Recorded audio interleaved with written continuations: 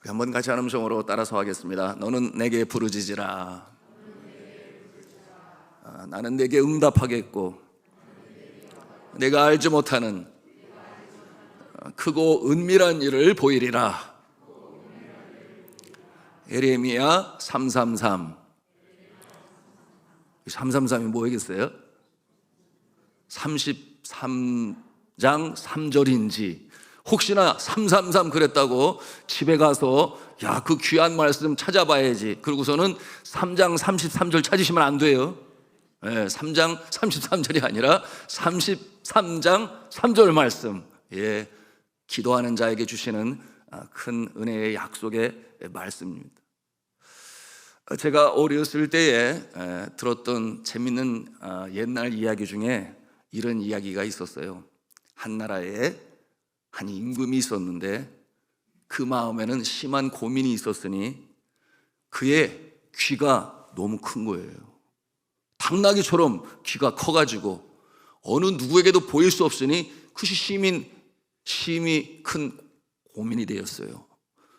정물을 보아야 하는데 그 큰 우스꽝스러운 귀를 보여주기가 싫으니 생각을 하다가 좋은 아이디어가 떠올랐으니 그래, 큰 모자를 써서 귀를 안 보이게 하면 되겠다, 이렇게 마음을 먹었어요.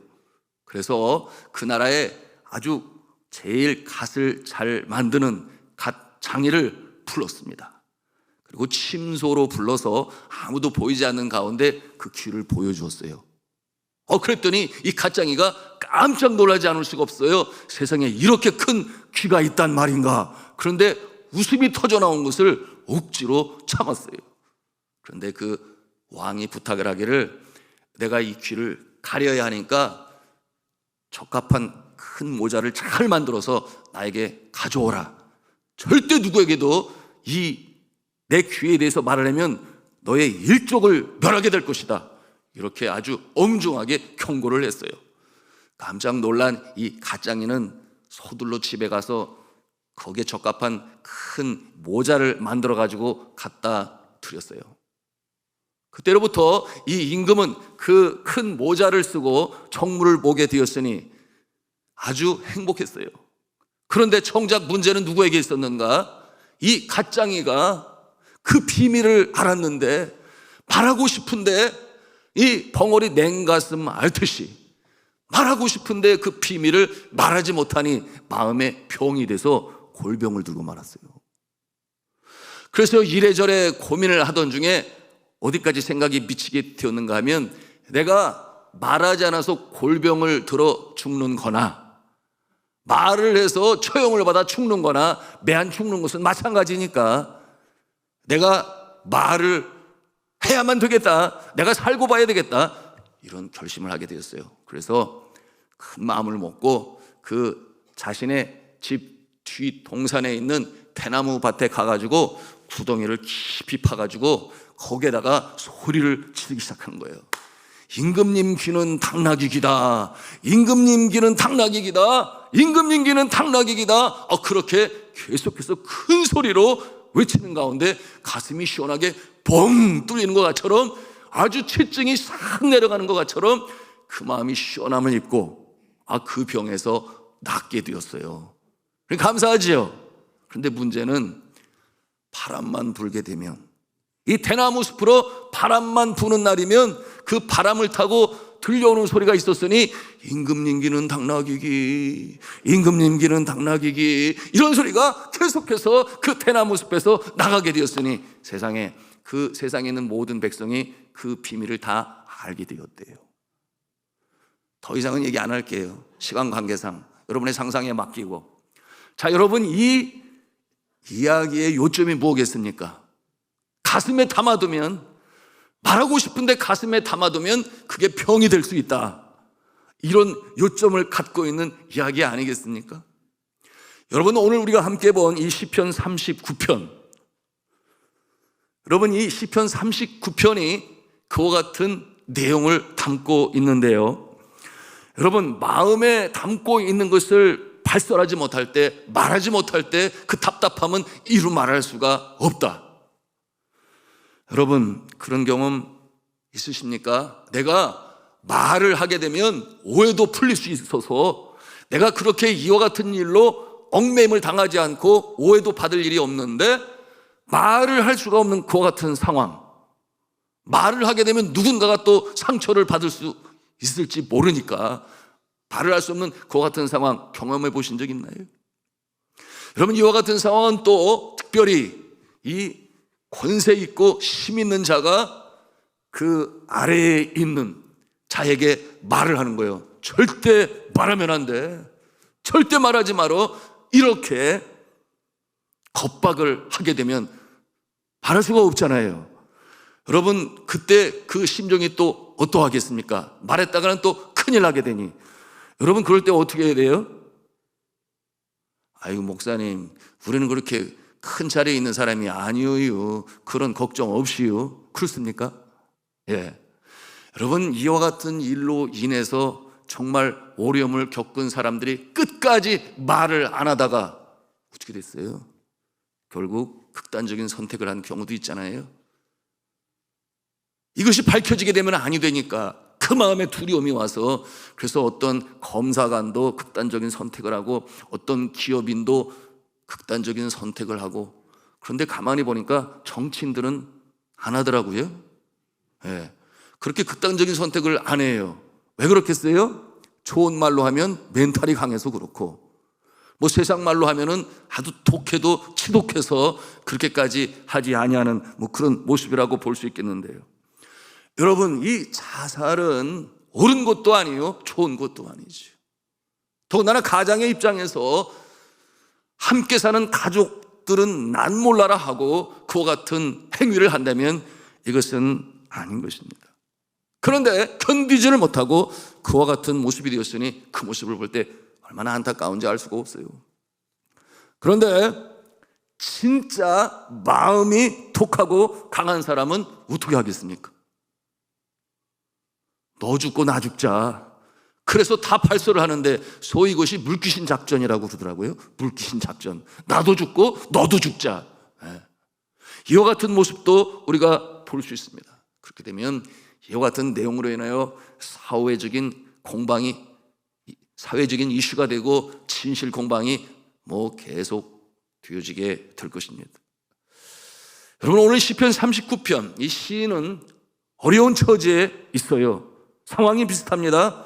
어떠한 잘못을 범했는지는 모르겠지만 그가 이 시작되어진 징계 가운데 있어요. 하나님께서 그를 징계하시는 것인데, 여러분 10절 말씀을 함께 보기를 원합니다. 같이 10절 말씀 읽겠습니다. 시작. 주의 징벌을 나에게서 옮기소서. 주의 손이 치심으로 내가 쇠망하였나이다. 그가 어떤 질병을 징벌을 받고 있습니까? 13절 말씀을 또 함께 보겠습니다. 시작. 주는 나를 용서하사 내가 떠나 없어지기 전에 나의 건강을 회복시키소서. 건강이 안 좋아요. 여러분, 이 건강이 어려운 상황에 있는 것이 자신이 압니다. 하나님께서 나를 징계하시기 위하여 이처럼 어려운 처지에 두셨다. 그러니 건강 회복을 위하여 하나님께 용서를 간구하고 있습니다. 자, 이 같은 상황에서는 굉장히 힘들지요. 마음이 어려워요. 누군가에 가서 하소연하고 싶고, 또한 이 아픈 내용에 대해서 얘기함으로 위로도 받고 싶은 것이 이 인간의 성정이에요. 그러나 권력의 속성은 그렇지 않죠. 힘을 가진 자들, 이와 같은 모습을 볼 때에 또한 그런 소리를 듣게 되면 어떻게 됩니까? 힘을 가진 자들은 항상 상대편에는 정적이 있게 마련이죠. 건수 잡았다 생각할 겁니다. 단점을 잡았다고 생각할 것이에요. 이와 같은 상황 가운데 있으면 그야말로 하나님만 못한 상황이 되는 것인데, 이 권력의 자리는 이처럼 항상 쉽지가 않은 것입니다. 자, 이 어려움에 처하게 되니 이 일로 주변의 악한 자들이 드디어 이 건수를 잡았어요. 자신을 폄하하고 비방합니다. 그들을 대항하여 이 시편 기자의 입장에서는 너희들은 얼마나 잘나서 그러니, 너희들은 나보다 더 악한 사람들 아니냐? 뭐 이렇게 말할 수 있을 거예요. 그런데 그런 말을 해야 될지 아니면 말아야 할 것인지 여러분 이처럼 고민하고 있습니다. 여러분 이와 같은 상황 가운데 어떻게 해야 하겠습니까? 그들을 향하여 내가 이와 같은 어려운 상황 가운데 있으니 나를 좀 이해하고 나를 좀 위로해다오. 사람은 다 연약해서 그럴 수도 있는 것 아니냐? 뭐 이렇게 말하고 싶을지 모르겠어요. 그런데 오늘 이 시편 39편을 통해서 우리에게 주시는 영적 교훈이 있으니 첫째 그 모습은 한번 한 음성으로 해볼까요? 내 입술에 자갈을 물리라. 네, 내 입술에 재갈을 물리라. 사람 앞에서 그 내용에 대해서 말하지 않겠다, 그런 내용인데요. 우리 1절 말씀을 함께 보기를 원합니다. 같이 읽겠습니다. 시작. 내가 말하기를 나의 행위를 조심하여 내 혀로 범죄하지 아니하려니 악인이 내 앞에 있을 때 내가 내 입에 재갈을 먹이리라 하였도다. 악인 앞에서 내 입에 재갈을 먹이리라. 여러분 이게 쉽습니까? 사람의 마음은 마음에 웅얼해진 것, 멍든 내용, 어떠한 또 쓴 뿌리가 내리게 되면 그것을 끌어안고 견디기가 참 쉽지가 않아요. 물론 영적으로 성숙하여 담고서도 소화해낼 수 있는 이 성품과 인격을 가지고 있으면 문제가 되지 않을지 모르겠으나 대부분의 사람의 성정이 그러합니다. 마음이 힘든 것이에요. 그러니 쏟아내고 싶습니다. 이와 같은 이 답답한 그리고 힘든 이 심령의 상태, 그러니 누군가에게 말하고 싶은데 그래야 마음이 후련해질 것 같은데 앞서 말씀드린 것처럼 너희는 무엇이 잘났니? 너희는 잘못한 일이 없느냐? 너희들은 악한 짓을 행하지 아니했느냐? 이렇게 그들을 향하여 한번 쏟아내고 싶은데, 그런데 오늘 이 시편의 기자는 그렇게 고백을 하는 거예요. 내 입술에 재갈을 불리리라. 여러분 이 시편 기자는 이 참고 싶지만 참 마음이 힘듭니다. 그 모습이 2절에 나타나 있는데 또 2절도 우리가 함께 보기를 원합니다. 시작. 내가 잠잠하여 선한 말도 하지 아니하니 나의 근심이 더 심하도다. 내가 잠잠하여 선한 말도 하지 아니하니 나의 근심이 더 심하도다. 말을 하지 아니하느니 이 근심이 더 심한 상태에 이르게 되었어요. 앞서 이야기로 나누었습니다마는 그 임금님의 비밀을 알고 말을 하지 아니하느니 그것이 골병이 되었다. 비슷한 상황이란 말할 수 있겠습니다. 여러분 이와 같은 상황에서 어떻게 하면 그 마음에 심령에 평강이 임하겠습니까? 여러분 믿지 아니하는 사람이라면 그것에 대하여 얘기하고 물귀신 작전을 쓰든지 뭐 이와 같은 모습이겠으나, 그러나 믿음의 사람, 오늘 이 시편을 통해서 주시는 이 지혜 두 번째 내용인데요, 그것은 무엇인가? 우리 한 음성을 하겠습니다. 하나님께 다 말하는 것입니다. 하나님께 다 말하는 것입니다. 마음에 웅얼해진 것들, 그 가슴에 웅얼해진 것들을 하나님 앞에 다 토해내는 것이,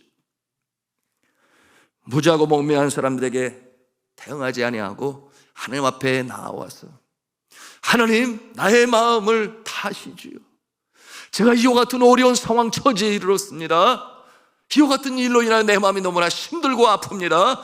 이와 같은 내용, 답답한 심정 다 아랜다고 하는 것입니다. 우리 7절, 8절 그리고 9절 말씀 또 보기를 원하는데요, 같이 읽겠습니다. 시작.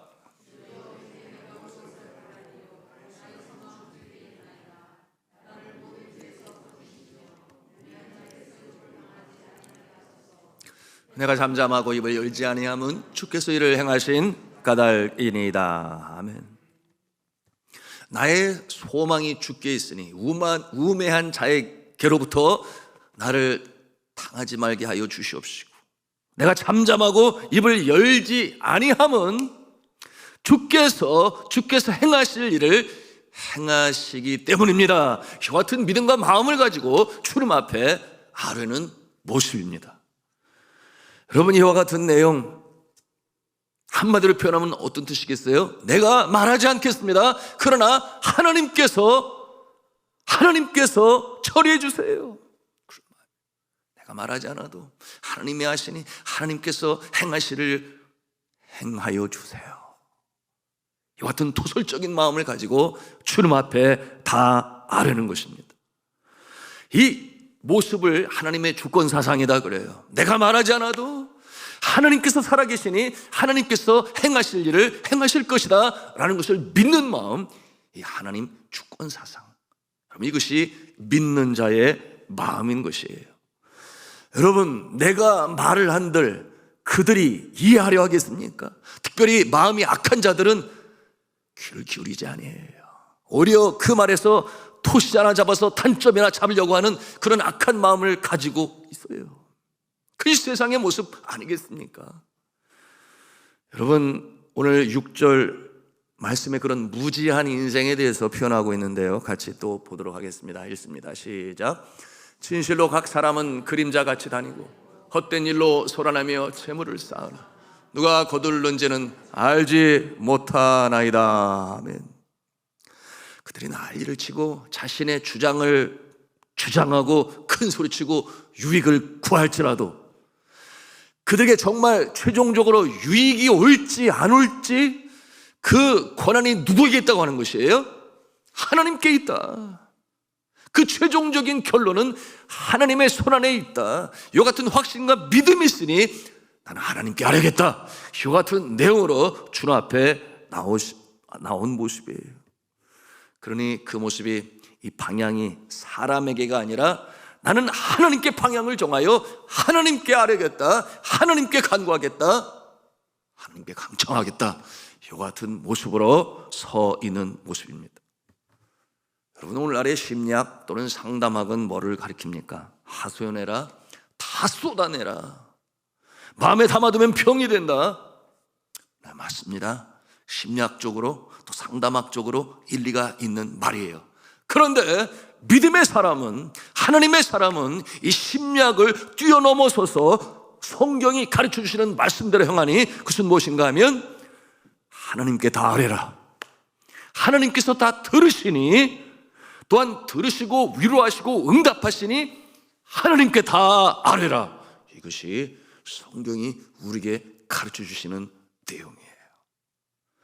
여러분, 심리학적으로 상담학적으로는 자신의 마음에 있는 것을 다 토해내므로 그 마음 가운데 시원함을 가질지 모르지만은, 그러나 하나님 앞에 다 아뢰는 자는 하나님께서 그 마음에 평강을 주실 뿐만 아니라 상황, 여건, 조건 바꾸셔서 의인의 손을 들으시며 간청하는 자의 마음을 위로하셔서 참 평강을 주시는 줄로 믿으시기를 바랍니다. 이것이 성경이 우리에게 가르쳐 주시는 진리요 지혜가 되는 것입니다.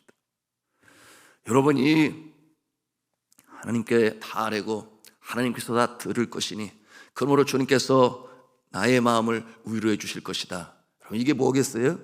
그것이 바로 기도 아니겠습니까? 그것이 주님 앞에 나와 주님 앞에 아뢰며 나의 마음을 다 토해내고 하소연하며 하나님의 위로를 받기를 원하는 그 모습, 그것이 바로 기도라고 하는 것이에요. 그러므로 우리가 주님 앞에 나와 기도할 때 성령께서 그 마음을 어루만지시고 위로하실 때 우리는 주님 앞에 다 내어놓을 수 있는 것입니다. 그러므로 답답한 심령이 시원함을 맛보게 되는 것이에요. 하나님께서 성령으로 그 마음을 어루만져 주시니 위로의 영이라 그랬습니다. 성령께서 살아계시니 믿는 자의 심령 가운데 내재하시니 전적으로 주를 의지하고 주 앞에 아뢰는 자, 그 마음을 어루만지시고 새롭게 하시는 것입니다.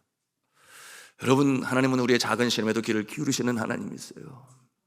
여러분, 믿음으로 열심히 신실하게 선하게 살아가려고 하는 자에게도 여러분 닥쳐오는 환난이 있어요. 풍파가 있어요. 특별히 어떠한 자에게 옵니까? 믿지 아니하는 가정에, 믿지 아니하는 가정에 그와 같은 상황 가운데서 때로는 믿지 아니하는 남편도 이 시댁의 편에 서 있다가 어떤 때는 내 편에 서 있는 것 같다가 이와 같은 이 불안정한 상황 속에서 믿는다는 그 이유 하나 때문에 당하는 어려움이 있어요.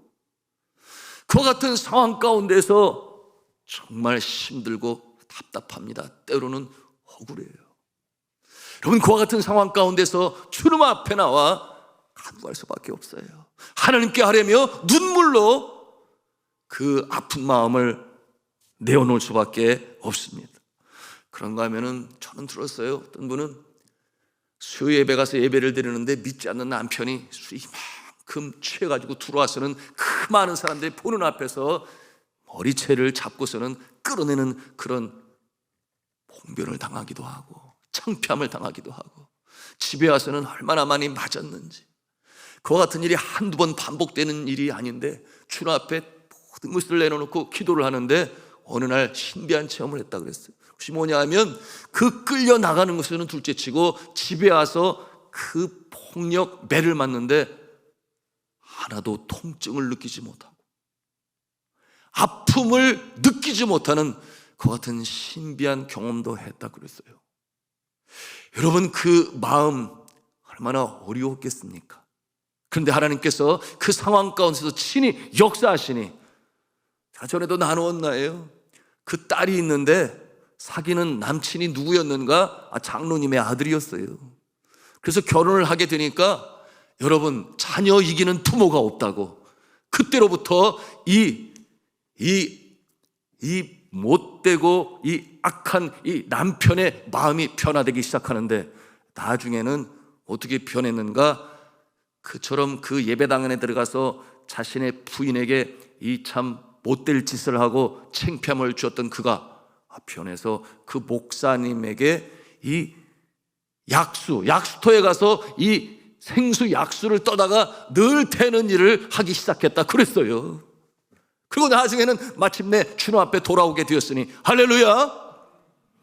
여러분, 역경의 날, 고난의 날, 힘든 그때 마음에 당하는 아픔과 고통, 답답함, 여러분 하나님께 나와 하소연하시기 바랍니다. 심리학적으로는 그 마음에 어떠한 해갈이 있을지 몰라도 주님 앞에 아뢰 때는 주님께서 들으시는 줄로 믿으시기를 바랍니다. 주님의 때를 함께 기다리시며 그 날이 다가오게 하시는 이 주님의 권능의 역사를 체험하시는 그 모습이시기를 주님의 이름으로 축복합니다. 여러분, 이와 같은 모습 우리가 끝까지 믿음으로 견제하며 승리하며 나가야 하겠습니다. 어떠한 상황 가운데서도 아무리 힘들어도 극단적인 생각은 하지 말아야 돼요. 여러분, 그와 같은 모습은 하나님께서 원하시는 모습도 아니에요. 믿음의 사람은 하나님의 주권을 믿어야 합니다. 하나님께서 나의 평생의 선하심과 인자심으로 이끌어 가실 것인데, 한순간 어려움을 당하고 또한 지금의 작금에 당하는 상황이 영원히 오래될 것 같은 착각 속에 머물지 말아야 돼요. 그러므로 낙심의 목장구름이 내 가슴을 덮고, 그러면 아니 돼요. 결국 이 또한 지나가리라. 하나님께서 사랑하시기 때문에 이 확신과 믿음 가운데 오늘도 일어나 전진하시는 여러분의 모습이시기를 주님의 이름으로 축복합니다. 여러분, 이 하나님께서 이 선한 자만 주님의 손안에 두시는 것이 아니라 악한 자도 주님의 손안에 두세요. 하나님의 이 주권은 능치 못할 영역이 없는 것이에요. 선한 자의 심령 가운데도 함께 하시고 악한 자의 심령 가운데도 함께 하신다는 것은 하나님께서 불꽃 같은 눈으로 바라보고 계시고, 그를 바라보시는 이유는 첫째, 때려서라도 그처럼 돌이키시는 역사가 있기 위하여, 그런가 하면 두 번째로 심판하시기 위하여 하나님의 눈길이 그에게서 떠나지 아니합니다.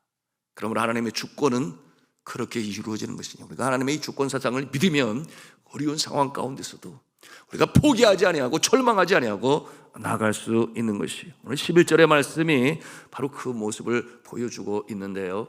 우리 같이 읽겠습니다. 시작.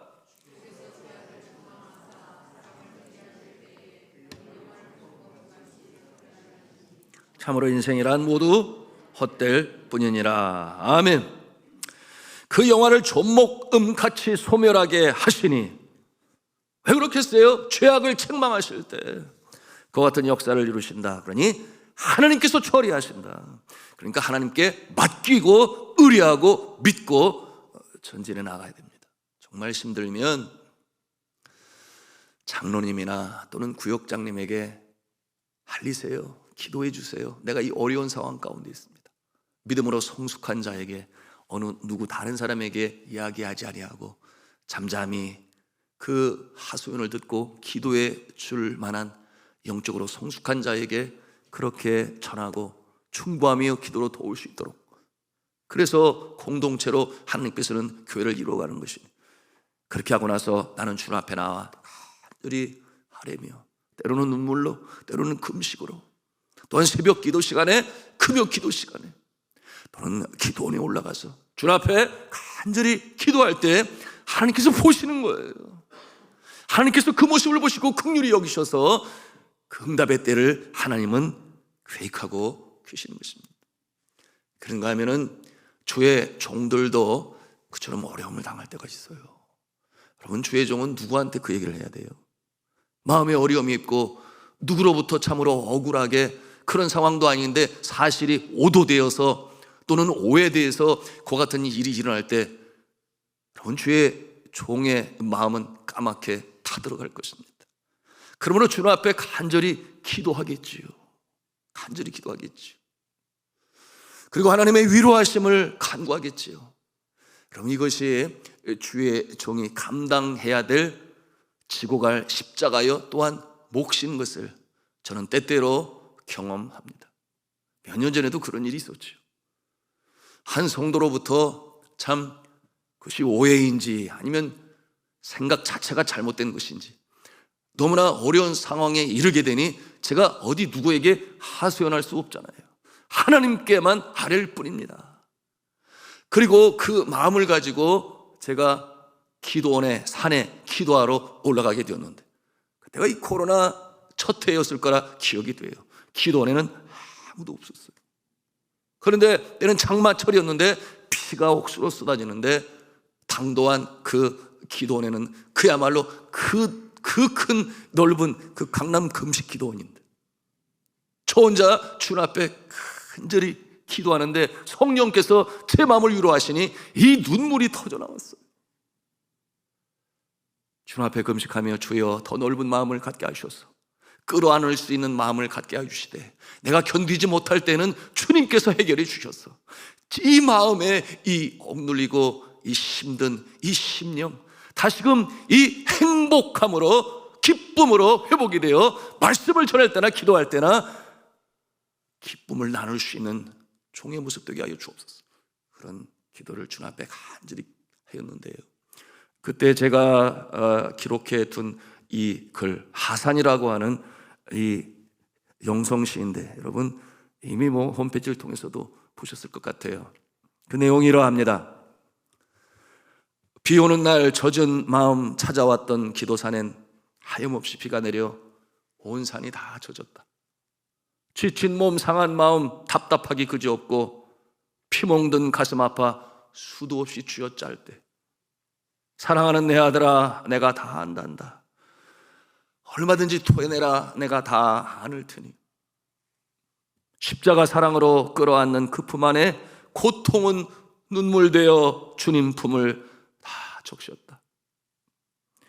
기도 중에 임하시고 말씀 중에 역사하니 회개의 본물 터져나고 정결하게 씻기신다. 죽고자 한 엘리야를 호렙산에 부르시고 주의 능력 보이시고 사명 주어 보내신 주, 성령으로 채우시고 강한 말씀 내게 주사 내려가라 하산하라 내가 너를 도우리라.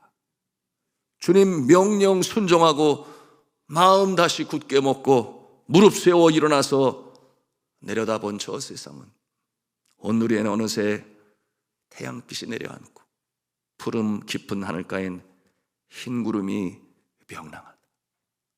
주님 앞에 다 내려놓고 다 토해내고 웅얼해진 마음, 피멍든 가슴 주님 앞에 다 내올 때 성령께서 이 종의 마음을 어루만져 주시니 제 마음에 우울인 것들이 다 사라지게 되었어요.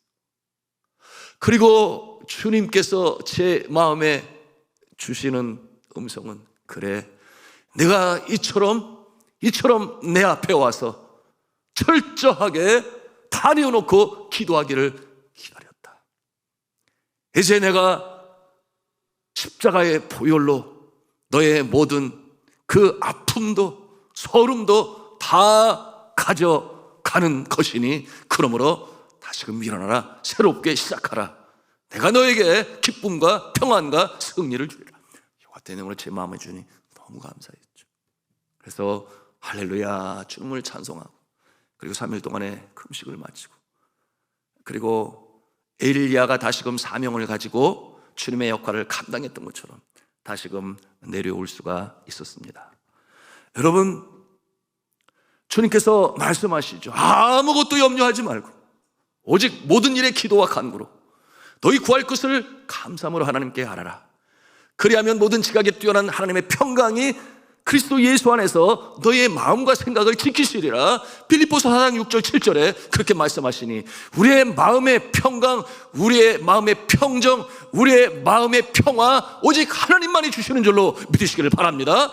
기도하는 자에게, 간구하는 자에게, 주를 믿고 다 내어놓는 자에게 주님께서 주시는 거예요. 그런가 하면은 아주 이 못되고 악한 자들이 우리의 심령을 너무나 힘들게 하고 발도 되지 않는 내용으로 해코지하려 하고 하는 그 모습을 행할 때는 또한 그 모습에 대하여 하나님께서는 주의 종에게 말씀하셨어요. 여러분, 우리가 이렇게 잘 알고 있는 내용이니 그것은 바로 이사야서 41장 10절 이하 13절에 있는 말씀인데요. 우리 한번 천천히 읽을 때에 성령께서 이 말씀이 여러분의 심령 가운데 역사하시기를 바랍니다. 같이 읽겠습니다. 시작. 두려워하지 말라. 내가 너와 함께함이라. 놀라지 말라. 나는 내 하나님이 됨이라. 내가 너를 굳세게 하리라. 참으로 너를 도와주리라. 참으로 나의 의로운 오른손으로 너를 붙들리라. 보라, 내게 노하던 자들이 수치와 욕을 당할 것이요 너와 다투는 자들이 아무것도 아닌 것 같이 될 것이며 멸망할 것이라. 아멘. 성도 여러분, 이 밤에 혹 여러분의 심령 가운데 어떠한 이 앙금이 여전히 가라앉아 있고 해결되지 않는 이 쓴뿌리가 내려앉아 있고 그것이 우리의 심령에 평안함이 없어 염려와 근심거리가 되니, 여러분, 그 같은 심령에 하나님께서 성령으로 충만히 역사하기고 우리워요 심령이 청결한 자가 복이 있다 했습니다. 우리의 마음속에 담겨져 있는 이와 같은 답답함, 또한 이 앙금, 이 쓴뿌리, 이 멍든 가슴 주님 앞에 다 내어놓으시고 기도할 때에 위로부터 내려오시는 하나님의 위로와 평강이 여러분의 심령을 다시금 새롭게 소생시키시고 영혼의 소생함, 주님이 주시는 평강이 가득 차 오르시기를 저는 주 예수 그리스도 이름으로 축원합니다.